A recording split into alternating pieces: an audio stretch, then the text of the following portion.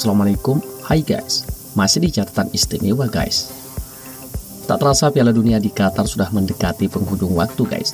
Meski sempat muncul kontroversi lantaran bermacam alasan beberapa waktu lalu, Qatar tetap optimis dan menunjukkan sebagai negara yang mampu mewujudkan harapan penggemar sepak bola di dunia. Seiring berjalannya waktu, sudah tentu momen-momen unik pun tidak terlewatkan dan hanya terjadi di Piala Dunia tahun ini. Bagi kamu yang penasaran momen unik Piala Dunia tahun ini, tonton sampai habis.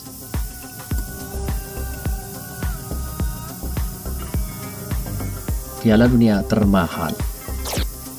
Piala Dunia tahun ini memang beda dari Piala Dunia sebelumnya guys.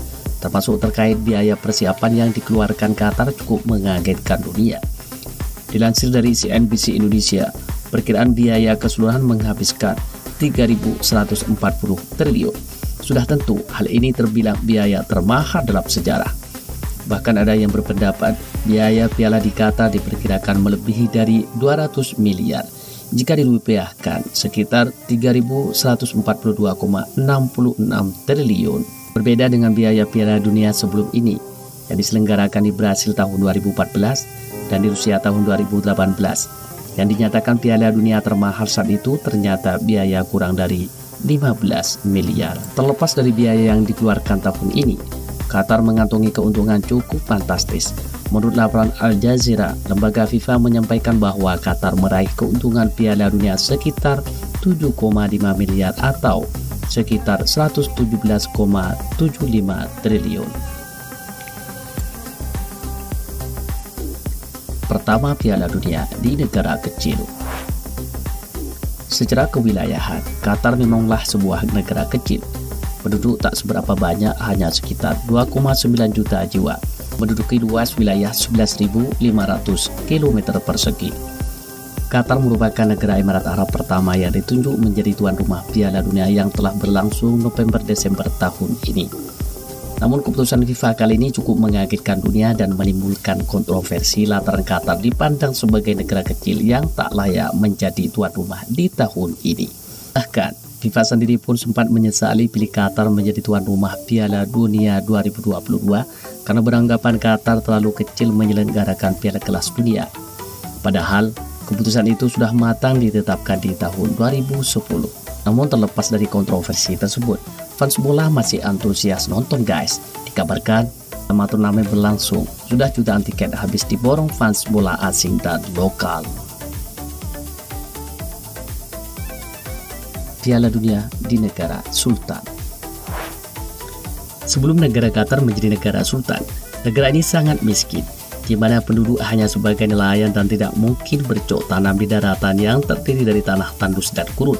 Ditambah lagi dalam situasi yang sangat memprihatinkan, di mana negaranya berada di tangan penjajah Inggris yang membuat penduduk semakin tercekik. Namun setelah beberapa tahun kemerdekaan yang diresmikan September 1971,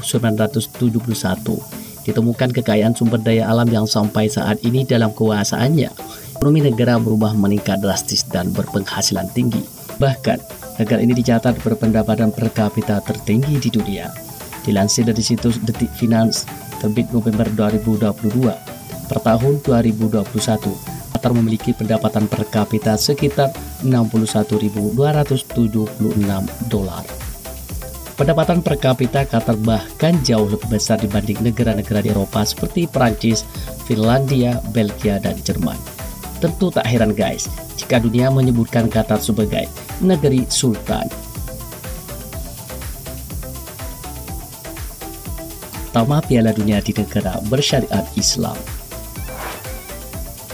Qatar beragama mayoritas agama Islam, seperti yang dilansir dari catatan situs Scott.id. Data kependudukan Qatar per 2020, sekitar 65,5% masyarakat di negara tersebut memeluk agama Islam.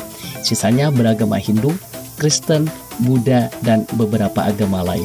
Namun meski masyarakat mayoritas pemeluk agama Islam dan negara menyariatkan Islam di wilayahnya, negara Qatar cukup terbuka dalam perbedaan budaya dan agama guys. Satu contoh, perempuan yang non-muslim tidak diwajibkan berhijab atau abaya. Namun mereka diminta berpenampilan sopan dengan pakaian yang menutup sebahu dan lutut di area publik. Terutama jika masuk masjid, para wanita harus berpenampilan lebih sopan untuk menghargai tempat ibadah.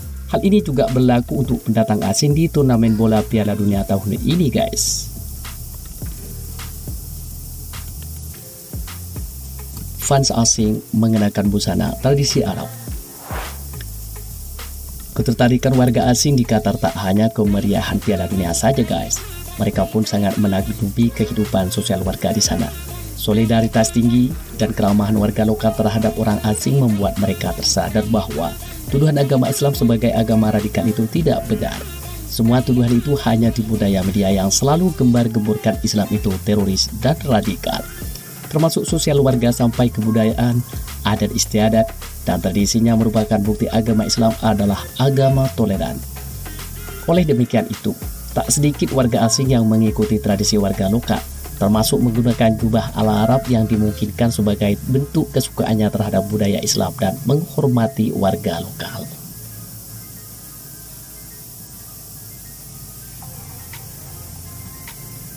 Fans asing kagum mendengar suara azan. Tiap-tiap turnamen Piala Dunia tak selalu yang berkaitan menonton, hitung skor, dan gol bola guys. Selain itu, sudah tentu ada tujuan lain yang tak boleh terlewatkan, seperti mengunjungi tempat-tempat wisata, tempat hiburan, atau tempat yang menurut mereka menambah wawasan dan momen baru. Namun beda di musim Piala tahun ini guys, diketahui tak sedikit warga asing justru mendatangi masjid untuk sekedar ingin melihat muadzin yang sedang melantunkan azan dan bertanya-tanya soal Islam hingga budayanya. Bahkan pada akhirnya tak sedikit pula warga asing memilih memeluk agama Islam setelah mengetahui kehidupan Islam yang sebenarnya. Maroko menyanyikan yel-yel untuk Palestina. Menyanyikan yel-yel di stadion merupakan salah satu bentuk solidaritas fans dan penyemangat untuk pemain sedang bertanding. Biasanya, syair-syair yel tersebut mengandung sebuah pengakuan pendukung sejati atau memacu semangat pemain. Namun bagaimana ya guys, jika syair-syair tersebut malah menyuarakan untuk golongan tertentu? Seperti yang dilakukan Maroko kali ini di Stadion Piala Dunia, justru membawakan lagu untuk kecintaannya terhadap Palestina, yang dimungkinkan sebagai bentuk protes terhadap Israel yang sekarang menjajahnya. Wah, ada-ada aja Maroko ya guys. Pemain Maroko membawa ibunya ke lapangan. Salah satu bentuk cinta kepada ibunya adalah tidak pernah melupakannya guys, baik hal itu mendapat keberuntungan atau tidak sama sekali. Seperti hal yang dilakukan para pemain Maroko Piala Dunia kali ini, tiap pasca kemenangan bertanding dengan lawan, mereka senantiasa menemui ibu tercinta di tribun penonton lapangan, lalu memeluk dan mencium dengan bahagianya. Bahkan yang lebih menarik dari itu guys, pasca pertandingan dengan kemenangan skor 1-0 melawan Portugal, pemain nomor punggung 17 tiba-tiba berlari-lari membawa ibunya ke lapangan dan menari-nari riang tanpa ada rasa malu. Tentu hal ini merupakan cara ia untuk mengistimewakan ibunya guys, sebab kemenangan bukan hanya miliknya tapi juga milik ibu yang selalu mendukung dan mendoakan. Semoga menjadi contoh untuk yang lainnya guys. Demikian seputar momen unik Piala Dunia 2022 versi catatan istimewa. Oh iya, bagi kamu yang punya cerita momen unik lain seputar Piala Dunia Qatar, komen di kolom komentar guys. Sampai sini dulu guys, sampai jumpa kembali di catatan istimewa selanjutnya. Wassalam.